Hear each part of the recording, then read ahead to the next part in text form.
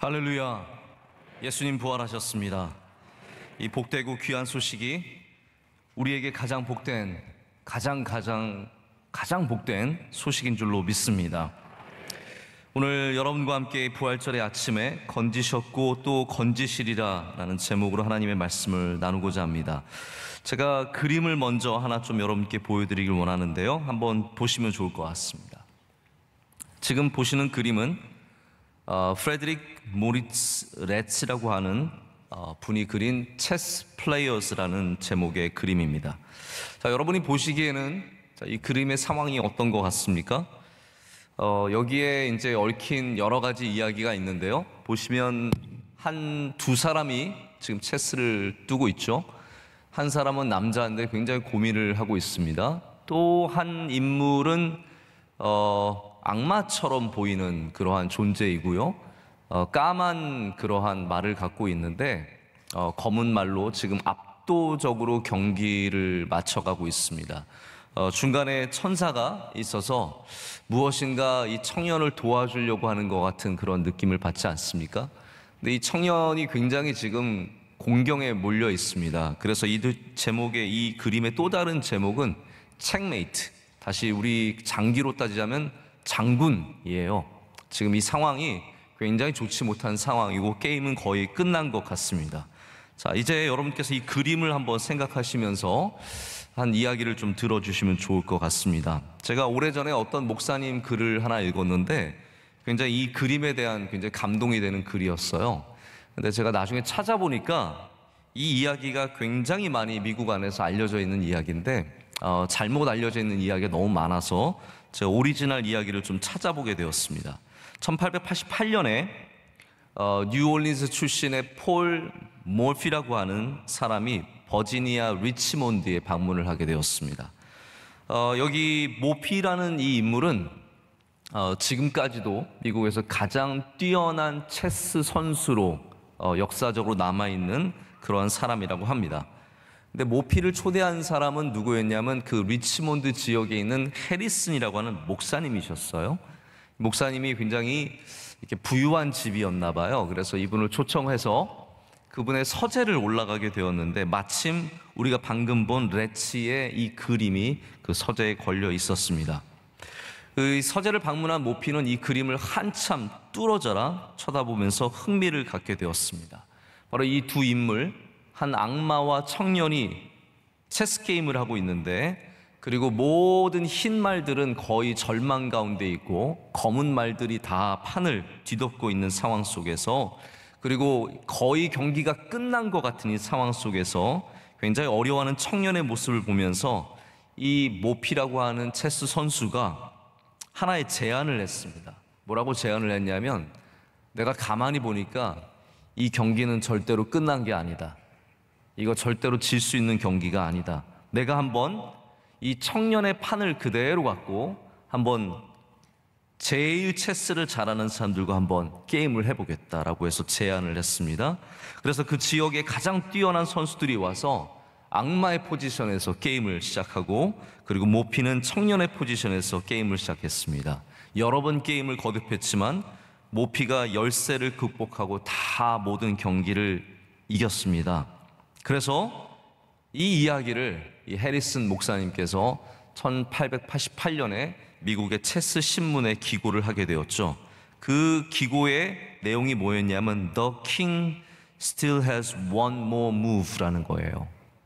게임은 끝나지 않았고 여기에 여전히 수가 남아있다라는 거죠. 여러분, 우리 하나님에게는, 우리 왕이신 하나님에게는 절대로 게임이 끝나지 않습니다.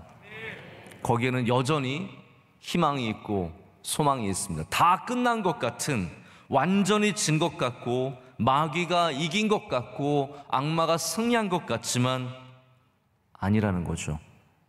우리 눈에 그렇게 보일 뿐이고 하나님에게는 여전히 가능성이 남아있고 여전히 복된 부활의 소식이 우리를 기다리고 있다는 겁니다. 여러분, 이게 복음입니다. 복음이라는 것은 다 끝난 것 같지만 결코 끝나지 않았다라는 것이죠. 끝난 것처럼 보이는 곳에서 새로운 시작이 있다라는 겁니다. 그래서 우리가 가장 연약한 곳에서도, 가장 절망스러운 곳에서도 절망하지 않는 것은 거기가 끝이 아니라 우리가 건지시는 예수 그리스도께서 바로 거기에 계시다는 사실 때문입니다. 우리가 신약성경을 읽어보면 부활의 메시지를 모든 곳에서 만날 수 있습니다. 이 믿음 안에 있는, 소망 안에 있는 이 메시지는 그 모든 부활의 소식이 암시되어 있고 또한 함축되어 있습니다. 우리의 죄의 문제, 성경은 어떻게 해결하라고 합니까? 오직 주 예수 그리스도와 함께 십자가에 못 박히고 주와 다시 함께 사는 것이 우리의 죄의 문제를 해결한다고 합니다. 할렐루야. 다시 말해서 부활의 메시지 없이는 우리가 절대로 구원을 경험할 수 없다는 것을 성경은 계속해서 반복해서 우리에게 가르쳐주고 있습니다. 사람이 피와 살이 없이 존재할 수 없듯이 우리 기독교는 예수 그리스도의 죽으심과 부활하심 없이는 존재할 수 없습니다. 물론 바울의 로마서라든지 고린도 전서의 부활의 메시지가 아주 많이 기록되어 있지만 다른 성경에서도 부활은 항상 반복되어 나타나면서 우리에게 소망의 메시지를 던져주고 있습니다. 오늘도 이 아침에 소망의 메시지가 우리 가운데 임하기를 간절히 소망합니다. 오늘 우리가 읽은 고린도후서에서 바울은 여러 어려움 속에서, 크고 작은 어려움 속에서 하나님께서 그를 건지시는 분이심을 고백을 합니다. 8절에 형제들아 우리가 아시아에서 당한 환난을 너희가 모르기를 원하지 아니하노니라고 말씀을 시작하고 있습니다. 이 과거의 일에 대한 회상은 그것이 너무나 힘들어서 살 소망이 끊기고 그리고 마치 사형 선고를 받는 것과 같다라고 얘기를 하고 있습니다. 여러분, 그러한 어려움을 겪으면서 바울이 고백하는 하나님은 어떠한 하나님이십니까? 나의 가장 험난하고 사형 선고를 받고 사망 같은 일 속에서 만난 하나님은 어떠한 하나님이시냐면 바로 바울을 건지시는 하나님이시라는 거죠. 우리가 믿는 하나님은 우리를 건지시는 하나님이십니다. 낳은 아들을 기를 수 없어서 그 울음소리가 터져 나올 때 결국은 어쩔 수 없이 갈대 상자를 엮어서 그를 보내지만 하나님께서 그를 건져주십니다. 바로 이 하나님이 우리가 믿는 하나님, 건지시는 하나님이십니다. 하나님은 건지셨고 건지실 것이며 이후에도 건지십니다. 하나님의 역사가 과거에 멈춰 있지 않다는 거죠. 모세에게 멈춰 있지 않고 바울에게 멈춰 있지 않고 초대교회 교인들에게 멈춰 있지 않고 그 하나님의 역사는 오늘도 일어나며 앞으로도 일어날 줄로 믿습니다. 많은 회의론적인 신자들이 하나님의 기적이 성경시대에 멈춰 있다라고 말합니다. 여러분, 하나님의 기적이 성경시대에 멈춰 있습니까? 아니, 성경시대의 기적은 그래도 사실이라고 믿는다면 다행이죠. 그러나 우리들은 그 일이 오늘도 일어나며 앞으로도 일어날 것을 믿습니다. 그래서 부활의 역사는 2000년 전에 일어났지만 우리는 반드시 예수님께서 오실 때 그 부활의 역사가 다시 일어날 것을 믿으며 부활의 소망을 갖고 살아가는 것입니다. 그럼 바울의 이 건져진 사건들이 어떠한 사건들입니까? 본문에서 바울이 자세하게 내가 어떠한 환난을 당했노라고 어려움을 이야기하진 않습니다. 하지만 우리는 여러 사건들을 추측해 볼 수 있습니다. 뭐 한두 가지의 이야기가 아니죠. 먼저는 바울이 사도행전에 나오듯이 루스드라에서 돌에 맞아 죽을 뻔한 적이 있습니다. 이 안디옥과 이고니온 수많은 지역에서 유대인들이 루스드라에 있는 바울에게 몰려와서 기적을 행하고 복음을 전하는 바울에게 돌을 던집니다. 네가 우리 유대교를 망신시켰다는 거죠. 네가 거룩함을 깨뜨렸다는 그 유대법을 따라서 바울을 돌로 칩니다. 그래서 그는 죽은 줄로 알고 성 밖으로 갔다가 버리죠. 그리고 그 외에도 바울이 옥에 갇히고 강도를 당하고 파선을 당하는 수많은 사형 선고와 수많은 사망의 사건 속에서 그는 건져주시는 하나님의 기적을 항상 맛보았습니다. 하나님을 찬양할 때 하나님께서 바울과 실라가 갇혀 있었던 옥의 문을 흔들어서 열어주셨고, 돌에 맞아서 죽어있는 죽은 것과 같은 바울을 일으켜서 다음날 다시 그를 움직이게 하셔서 도망치도록 도와주십니다. 이 모든 일들이 바울에게 분명한 부활의 신앙이 되었습니다. 여러분, 우리들에게 있는 수많은 하나님께서 건져주신 사건은 우리에게 부활의 신앙이 됩니까? 아니면 그냥 우연으로 넘어가게 됩니까? 우리에게도 바로 부활의 신앙이 되기를 간절히 소망합니다. 그 부활의 신앙이 무엇입니까? 9절에 나오듯이 우리로 자신을 의지하지 않고, 자신을 의지하지 말고 오직 죽은 자를 다시 살리시는 하나님만 의지하게 하심이라. 오직 죽은 자를 다시 살리시는 하나님만 의지하게 하심이라. 바울이 그 수많은 사형 선고와 그 수많은 사망에 가까운 일들 속에서 배운 것이 무엇입니까? 나를 의지하지 않고 죽은 자를 살리시는 하나님을 의지하게 되는 것. 여러분, 사형 선고를 받은 곳은 우리 삶의 끝입니다. 사망에 가까운 곳은 우리 삶의 끝입니다. 그러나 그곳에서, 삶의 끝에서 예수님을 만나는 것이 바로 부활의 신앙인 줄로 믿습니다. 부활의 신앙은 예수님을 만나는 것이며 또한 그 예수님을 의지하는 것입니다. 카일 아이들만이라고 하는 목사님이 있습니다. 이분의 책 유명하죠. 팬인가 제자인가라는 그러한 책이 있습니다. 근데 이분이 또 다른 책을 몇 년 전에 내셨어요. 그 책의 제목이 나의 끝 예수의 시작, The End of Me, 나의 끝 예수의 시작이라는 책입니다. 이분은 이 책에서 우리의 끝이 아니다, 거기서 비로소 찾게 되는 진정한 삶이 있다라고 말합니다. 이분이 책을 쓰게 된 계기가 있었습니다. 어떤 한 남자와, 굉장히 절망 가운데 있는 한 남자와 통화를 한 다음에 이분이 페이스북에 하나의 글을 올렸습니다. 그리고 사람들에게 좀 참여하도록 부탁을 했습니다. 어떤 글을 올렸냐면요, 괄호를 치고 내가 이럴 때 예수님의 실제를 만났다라고 해서 그 괄호를 채워달라고 부탁을 했습니다. 여러분, 어떨 때 예수님을 만나십니까? 우리는 이런 얘기도 할 수 있을 것 같습니다. 기도할 때 예수님을 만난다, 찬양할 때 예수님을 만난다. 그러나 많은 분들이 이러한 글들을, 구체적인 얘기들을 썼습니다.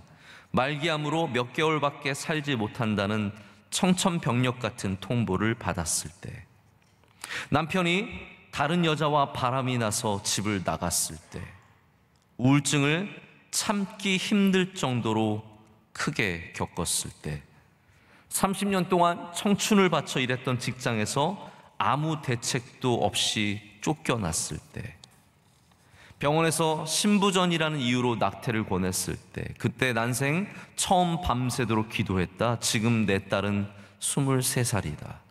남편이 교통사고로 세상을 떠났을 때, 그때 마지막에 누군가 이런 글을 남겼다고 합니다. 나의 끝에 이르렀을 때 비로소 예수가 나의 실제가 되었다. 이것이 그리고 그분의 책의 제목이 되었습니다. 나의 끝, 예수의 시작. 제가 어느 다른 교회의 신자의 간증을 하나 들은 적이 있습니다. 이분은 잘 나가는 직업을 갖고 있고 모태신앙의 아내를 만났지만 서로 종교는 강요하지 않기로 결혼을 했습니다. 교회는 근처도 안 가는 사람이었습니다. 하지만 젊은 나이에 이분이 갑자기 뇌출혈로 쓰러지고 병원으로 실려가고 죽음을 앞둔 상태가 되었을 때 그분은 거기서 예수님을 찾았습니다. 예수님이 그에게 오셨습니다. 감사하게도 그는 몇 달 뒤에 건강한 몸으로 태어나게 되었습니다. 긴 재활을 통해서 지금은 온전한 건강을 되찾았습니다. 하지만 그는 예전으로 돌아가지 않기로 작정을 했습니다. 늘 주말에 일을 했어야 했던, 그러나 돈은 많이 벌었던 금수저 직장을 내려놓고 주님과 더 가까워지기 위해서 주일을 온전히 예수님과 함께하며 보낸다는 이야기를 들은 적이 있습니다. 여러분, 그렇습니다.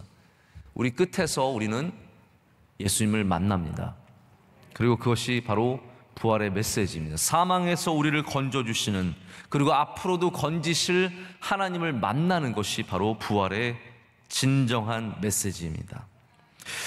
바울이 이렇게 고난의 이야기를 쓰는 이유는요, 하나님께서 건지셨으며 또 앞으로도 건지실 것이라고 말하는 이유는 바울이 고난 중에, 그 환난 중에, 어려움 중에 죽은 자를 건지시는 하나님의 위로를 경험했기 때문입니다.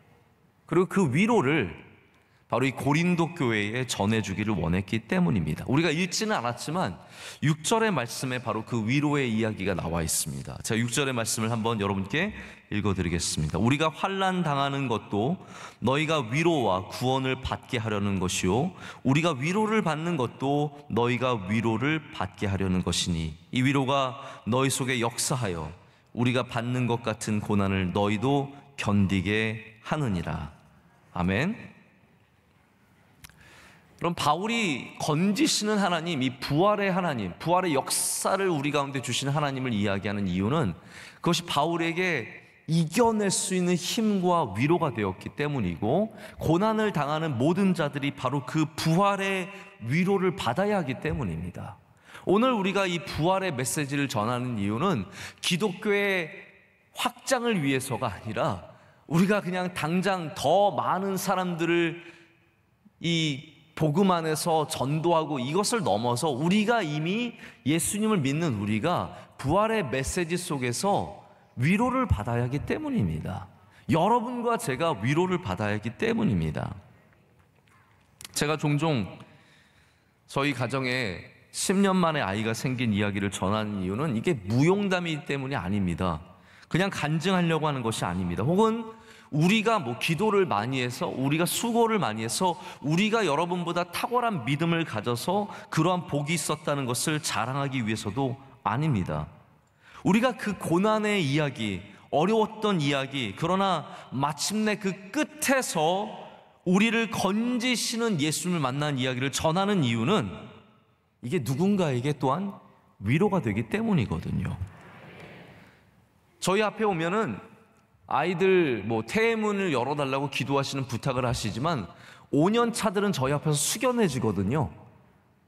7년 차도 저희 앞에서 크게 말 많이 못하거든요. 10년 차라고 이게 장난이 아닙니다. 10년 차가 갖고 있는 권위가 10년 만에 아이를 낳은 가정이 갖고 있는 힘이, 이게 다른 힘이 아니라 위로의 힘이라는 거예요. 될 수 있다라는, 소망을 갖게 되는 위로의 힘이라는 겁니다.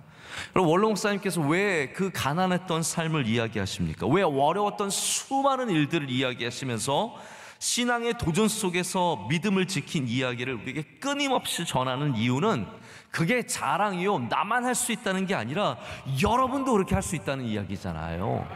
고난 중에 있는 그 이야기가 누군가에게, 지금 당장 소망이 없는 누군가에게, 사망 선고를 받은 누군가에게 위로가 되기 때문입니다.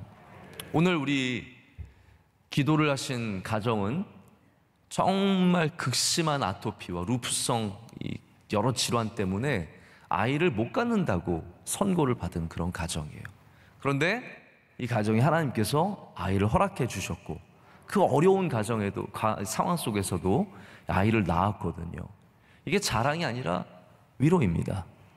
오늘 성경 봉독해 주신 집사님 가정은 신장이 문제가 생겨서 우리 아내 집사님의 신장을 기증받아서 남편 집사님이 몇 년 전에 수술을 하셔서 지금 다시 건강한 모습으로 교회에 나오십니다. 이것은 자랑이 아니라 위로입니다. 왜냐하면 하나님은 건지시는 분이시며, 할렐루야, 건지실 것이며 또한 이후에도 건지실 것을 우리가 믿기 때문입니다. 죽은 자를 다시 살리신 하나님을 의지하는 것은, 그렇기 때문에 죽은 자를 다시 살리신 하나님을 의지하는 것은 어리석은 일이 아닙니다. 우리의 유일한 위로이며 희망입니다. 소망입니다. 하나님을 의지하는 것이 왜 어리석은 일입니까? 그것이 가장 지혜로운 일이며 가장 복된 일이며 우리의 유일한 소망입니다. 부활은 여러분 어떠한 이론이 아니라 부활은 이야기입니다. 예수님의 이야기. 복음은 어떠한 신학적인 체계가 아니라 우리에게 주시는 이야기입니다. 굿 뉴스죠. 티올로지, 굿 티올로지가 아니라, 좋은 신학이 아니라 우리에게 주시는 소식, 이야기입니다. 그래서 부활은 반드시 이야기가 되어야 합니다. 할렐루야. 자, 그래서 오늘 이야기를 평소보다 좀 많이 전하고 있습니다. 자, 마지막 이야기를 하나 더 여러분께 드리고자 합니다. 제가 또한 프로그램에서 듣게 된 한 잠비아의 청년 데이빗 왓슨 음와빌라의 이야기입니다. 이 청년이 어렸을 때 부모님을 따라서 아주 작은 시골 동네로 이사를 갔습니다. 그런데 이 데이빗이 언어도 다르고 같은 아프리카지만 이게 조그만 동네로 가면 또 언어가 달라진대요. 언어가 다르고 모든 것이 낯선 곳에서 평생의 친구를 만나게 됩니다. 코코라는 이름을 가진 너무나 예쁜 여자아이입니다. 그래서 이 데이빗과 코코는 어려서부터 단짝 친구가 되었습니다. 그리고 아마 커서는 결혼까지 생각하는 그러한 정말 가까운 사이였던 것 같습니다. 이들이 10대 중반이 되었을 때 하루는 비가 많이 온 그 다음날 농사 짓는 땅에 비료를 주기 위해서 정말 큰 비료 푸대를 카트에 실어서 사촌들과 코코와 함께 밭으로 나가게 되었습니다. 이제 문제는 이 비료 푸대를 이게 무거웠대요. 하나가 100kg가 나가는, 그래서 아이들은 들 수 없고 어른들이 와서 도와줘야 들 수 있는 그 비료 푸대였는데 이걸 카트에서 밀어내다가 코코의 다리에 이게 그만 떨어지고 맙니다. 가까이 서 있었던 코코는 그 부대에 깔리게 됐습니다. 코코의 다리가 심하게 부러졌습니다. 아이들이 들을 수 없어서 동네에 가서 어른들을 모셔와서 마침내 들었지만 다리에 심한 부상을 입었습니다. 하지만 또 비가 와서 땅이 젖어 있었기 때문에 수십 킬로 떨어져 있는 이 병원을 갈 수가 없는 상황이었습니다. 아프리카 시골이잖아요. 그래서 날이 좋아지기를 기다리게 되었습니다. 며칠 동안 좋아지고, 제가 이야기를 좀 짧게 말씀을 드리자면 수십 킬로 떨어져 있는 병원에 가서 치료를 받고 코코는 돌아왔습니다. 데이빗이 코코를 다시 만났을 때 코코는 다리를 이미 잘라서 다 다리를 잃어버린 상황이었습니다. 며칠이 지나고 몇 달이 지나도 코코의 기쁨은 돌아오지 않았습니다. 웃는 얼굴이 돌아오지 않습니다. 이 잠비아에 있는 시골 마을은 장애를 갖고 있는 사람을 항상 저주했고 그들을 보는 것을 불운이라고, 불행이라고 생각했기 때문입니다. 장애인을 보면은 침을 뱉고 저주를 피하기 위해서 멸시했습니다. 절망하고 실망한 코코는 모든 것이 자기에게 내려진, 자기 잘못으로 받은 저주라고 믿고 있었습니다. 하루는 데이빗이 학교에 갔다 와서 동네로 돌아오는데 뭔가 동네 분위기가 좀 심상치 않습니다. 굴뚝에는 연기가 나지 않고 사람들은 별로 보이지 않습니다. 엄마를 찾아가고 이모를 찾아가고 많은 사람들을 찾아봤지만 사람들이 별로 없습니다. 결국 마침내 찾게 되었는데 코코는 그 오후에 스스로 목숨을 끊었다고 합니다. 음아빌라가 전날 코코에게 말해준 것이 생각이 났답니다. 코코가 이런 얘기를 전날 해준 거죠. 내 다리가 잘리는 날 내 모든 인생도 끝났어 라고 말을 했다고 합니다. 이 음아빌라라고 하는 청년 데이빗은 지금 아프리카 전역에서 장애가 저주가 아님을, 수많은 미신 속에서 그렇게 믿고 살아가는 사람들을 가르치기 위해서 다니면서 또 다른 코코가 나오지 않도록 열심히 사람들에게 가르치고 있다고 합니다. 여러분, 그렇습니다. 부활의 이야기가 없는 곳에서 절망은 절망입니다. 끝은 끝일 뿐입니다. 아마 그 소녀에게는, 이 어린 소녀에게는 다리가 없는 것이 그냥 끝인 것처럼 느껴졌을지 모르겠습니다. 가난은 불행이죠. 환난과 고난은 이겨내는 대상이 아니라 그냥 함께 살아야 하는 삶의 운명일 뿐입니다. 끝은 그냥 끝일 뿐입니다. 우리가 부활의 예수님을 전하는 이유는 우리에게는 끝이 아니기 때문이에요. 거기서 건져주시는 하나님이 계시며 그 하나님께서 또 건져줄 것이며 또한 이후에도 건져주실 것을 우리가 바라기 때문입니다. 하나님이 환난 중에 우리의 위로가 되시기 때문입니다. 우리의 세상은 그런 말을 참 쉽게 합니다. 넌 안 돼라고 얘기합니다. 아프리카만 그런 게 아닙니다. 넌 끝이야 라고 말합니다. 우리도 그렇고 최고의 선진국들도 다 끝은 끝이라고 말합니다. 여자라서 안 되고 못 배워서 안 되고, 자격증이 없어서 안 되고, 나이가 많아서 안 되고, 적어서 안 되고, 다 안 된다고 합니다. 다 끝이라고 합니다. 그러나 예수님은 오늘 부활의 소식으로 우리에게 다른 말씀을 전해주고 계십니다. 여러분 귀 기울여 보십시오. 예수님이 여러분에게는 뭐라고 말씀하시겠습니까? 이 부활의 날, 이 아침에 예수님께서 우리에게 뭐라고 말씀하십니까? 오늘 종일토록 부활의 신앙이 나에게 무엇인지를 꼭 생각해 보시길 바랍니다. 부활의 신앙이 나에게 무슨 의미인지를 그렇게 생각할 때 건지시는 하나님의 은혜가 우리 가운데 함께 하시기를, 또한 함께 하실 줄을 분명하게 믿습니다. 말씀을 마쳤습니다. 근데 제가 잠깐 이 시간 뭔가 좀 하나를 하고자 합니다. 저희가 1년 넘게 온라인 예배를 드리면서 이 비대면 예배를 계속해서 이어오면서 지금 뭐 20% 앉았는데 저희 마음에는 뭐 다 앉으신 것 같은 그런 마음이 있어요. 하지만 여기에 못 오시는 정말로 많은 분들이 유튜브로, 또 지금 일부 예배는 C채널 생방송으로 예배를 드리고 있습니다. 제가 생각해 보니까 우리가 이분들을 축복해 본 적이 별로 없는 것 같아요.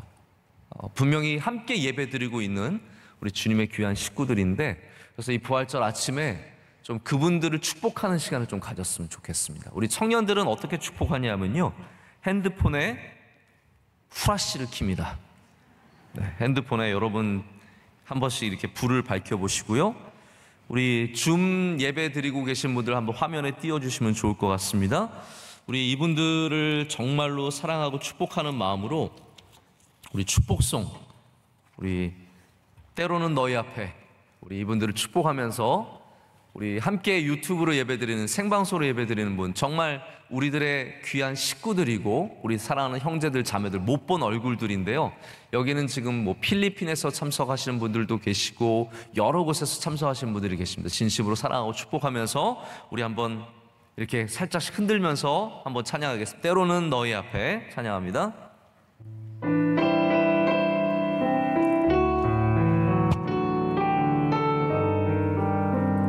때로는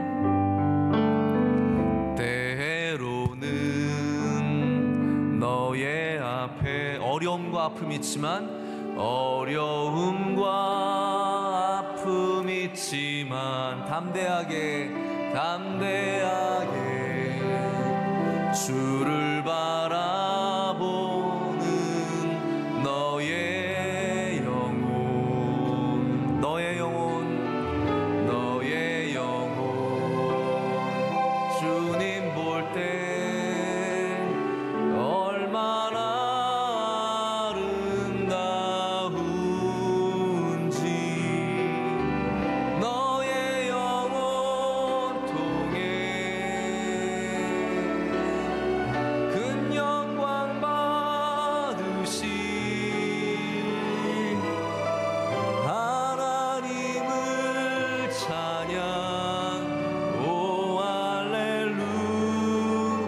우리가 서로를 축복하면서 하겠습니다. 너의 영혼 통해, 너의 영혼 통해 큰 영광 받으신, 큰 영광 받으신 하나님을 찬양. 오 할렐루야. 우리 축복의 박수를 보내드리겠습니다. 사랑합니다. 축복합니다. 네, 함께 기도하시겠습니다. 하나님 아버지, 감사합니다. 우리를 건지시는 하나님, 우리 삶의 모든 끝에서 우리를 버리지 아니하시고 우리를 만나주시는 하나님, 이 시간도 부활의 신앙으로, 부활의 믿음으로, 부활의 소망으로 주님 앞에 나아갑니다. 하나님, 오늘도 오셔서 우리를 건져주시고 절망 가운데 내버려 두지 마시고 부활의 신앙으로 다시 주님을 붙잡고 믿음으로 일어서게 하여 주시옵소서. 온 땅에 부활의 소망이 넘쳐나게 하여 주시옵고, 우리 대한민국의 부활의 소망이 있게 하여 주시오며, 온 세계 가운데 이 코로나가 끝이 아니라 주님이 반드시 건져 주실 것임을 믿고 나아가는 부활의 믿음이 있게 하여 주시옵소서. 예수님의 이름으로 기도드립니다. 아멘. 이제 우리 부활절 찬양 살아계신 주, 우리 살아계신 주, 우리 한 번 1절만 찬양하고 축도함으로 예배 마치겠습니다. 주 하나님 독생자 예수, 주 하나님 독생자 예수, 날 위하여 오시었네, 오시었네. 내 모든 죄 다 사시고 무덤에서 부활하신 나의 구세주, 살아계신 주, 살아계신 주, 나의 참된 소망, 걱정 근심 전혀 없네. 사랑의 주, 내 갈 길인 너와니, 내 모든 삶의 기쁨 늘 살아계신 주, 살아계신 주, 나의 참된 소망, 걱정 근심 전혀 없네. 사랑의 주, 내 갈 길인 너와니, 내 모든 삶의 기쁨 늘 충만하네. 하나님 감사합니다. 이 부활절 예배 오직 부활하신 주님께서 영광 받으시고 우리 가운데 임재하셔서 부활의 메시지가 우리 안에 흘러 넘치게 하여 주시오며, 오늘도 우리를 건져 주시고 앞으로도 영원토록 우리를 건져 주시옵소서. 이제는 우리 주 예수 그리스도의 크신 은혜와 하나님 아버지의 건져 주시는 영원한 사랑과 성령님의 함께 하시며 임재하시며 부활의 메시지를 날마다 기억하게 하심이, 다시 주님을 붙잡고 사망에서 건져주시는 하나님만 의지하며 나아가는 주의 모든 사랑하는 성도들에게 이제로부터 영원토록 함께 하시기를 간절히 축원하옵나이다. 아멘.